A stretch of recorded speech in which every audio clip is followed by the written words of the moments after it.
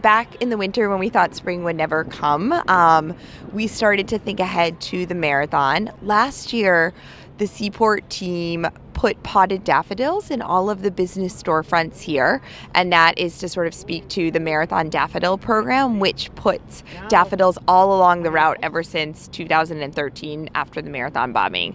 And so I think we wondered, is there any way to do a little bit more that celebrates how, I think, important a time for our city this is, and then also how it almost marks the turning of the seasons for Boston, which is such a weight off of everyone's shoulders to come into spring.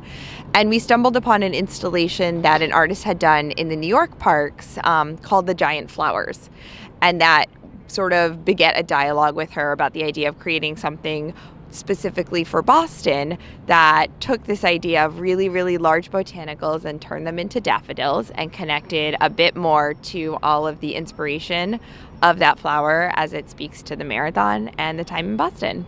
We had concerns about keeping the aesthetics, but also making sure they were stable enough not to fall over or tip if someone were to walk by. Or we have heavy winds in the Seaport, so that also, there's winds everywhere in the city, but that's also something to keep in mind.